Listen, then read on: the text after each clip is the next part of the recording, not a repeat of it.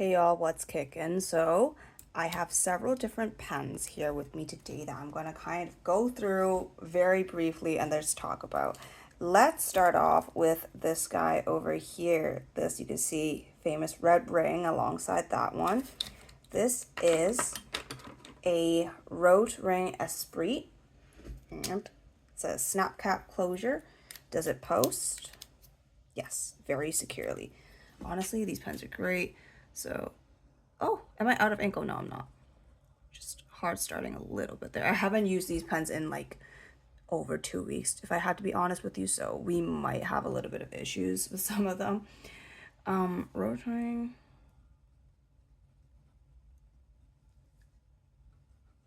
This is in the medium. You can see it is steel. It's smooth. Like little feedback, honestly. And oops, let me move this closer to the camera.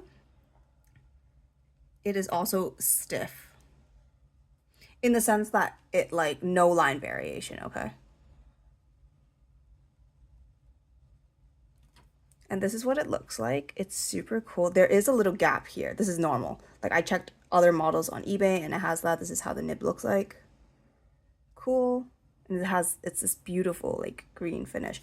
It is also a cartridge converter system. I just put on this converter that I had. It takes standard international.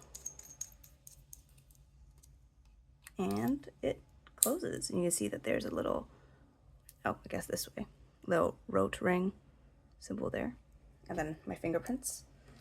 So moving along with that, we have this guy over here. I'm not too sure what pen exactly this is.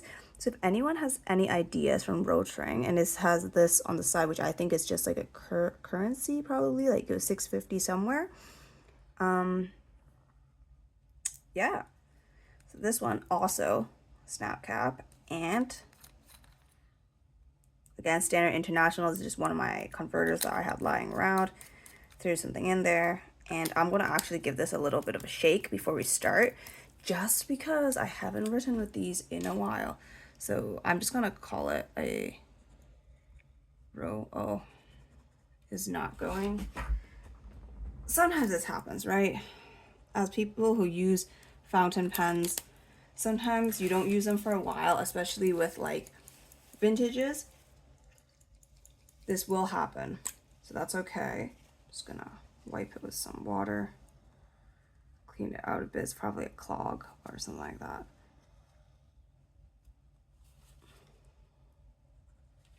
Okay, we might just have to push a little bit of the ink up and out.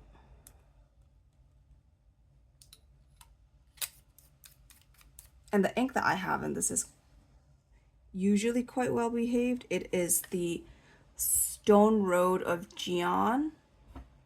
It's from like Kyo Iro something something. I do not remember the brand off the top of my head. I'm just going to call this unknown, because we don't know what it is. And then this is the, if I push, you can see that this one has more feedback. But it's not like a pencil. It's like the kind of feedback that is more like wood on paper feeling. And this one is definitely less stiff. It's not bouncy. You can push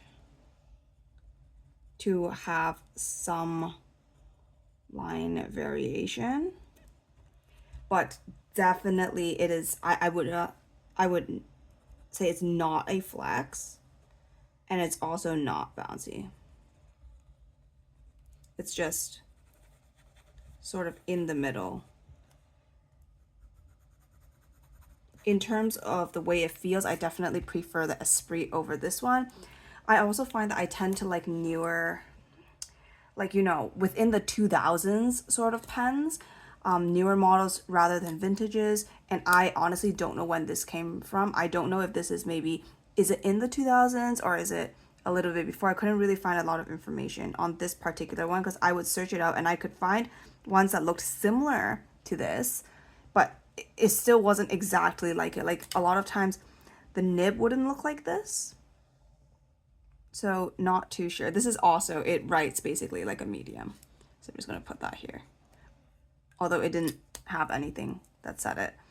And this is also, oh, I should talk about whether it posts or not. And it does. It posts very securely.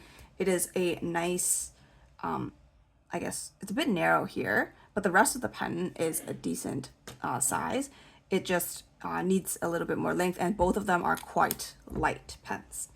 Moving on from this, so this is sort of like a mismatch sort of vintage pens I got recently. This is a Diplomat. It is really old. It has this like little cross-like symbol at the top and cross-like symbols all the way here, and it has this really cool like striated celluloid body and cap. It's really, really stunning. And when I saw this, I was like, oh, is it a piston filler? It is not a piston filler. It has a steel nib. Actually, yes, it is a piston. I'm an idiot. Sorry, I haven't used these pens in a while. It is a piston filler. I'm dumb. This turns, the lever comes up, and then turn it again. It sucks it up, and you can see that there's a small ink window there. Although right now I have it quite a dark ink in it, so it's hard to tell. You can see that some of the ink is already caked up. I don't know if you guys can see that. Caked up on the top. I don't know if it's gonna write. I should have checked all of these before. Oh, perfect, it does. If anyone knows what is this, like, this is also another unknown. And every single time I like tried to find this, it would give me like random brands that weren't Diplomat. I'd tell Google to be like, I want to find this Diplomat pen, and they're like, oh, it's not Diplomat. Maybe you're looking at like a Parker or a Conway Stewart or like some other pen. And I'd be like, no. I'm sure it's a Diplomat. Can we please try to find that? But it refused to. You can see it says it here, Diplomat, and it has the same cross on it. And the bottom actually says iridium point. So I don't know if in the past maybe they really did use iridium, but certainly when you see modern pens that say iridium, it's usually just like, you know, some alloy, steel alloy tipping. All right, so this has flex. It has the same kind of flex as you would expect from a noodler's.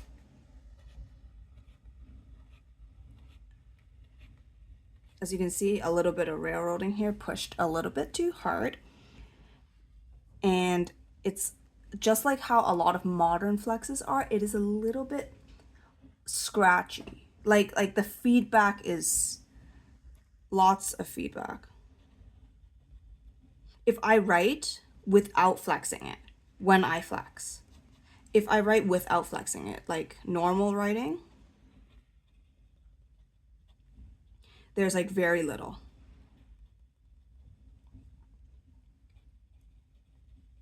It is in fact smooth. So obviously lots of line variation. So I quite like this pen. I think that this one is a really, really good writer. I would say this one and this one both write quite nice, and it's like fun to just have these in the collection. Going on to this one, this is again an unknown US pen. That's all it says. I can't really find anything about US. It is probably just some company that existed at some point in Germany, made in Germany at least, and is no longer here with us. So this one is also, the past one was a cartridge converter. This one is a standard international cartridge. So I just have a cartridge in there instead of a converter because I am running out. So this is a US pen. And this writes super standard, like a normal medium would. I would say that this one is a tad thicker than the ones above. But in general, you can see it is rather stiff, standard sort of. It's like gold, and the wearing hasn't come off at all, but it just, I don't know, it's stiff. Okay, I shouldn't use the word stiff. It has little line variation.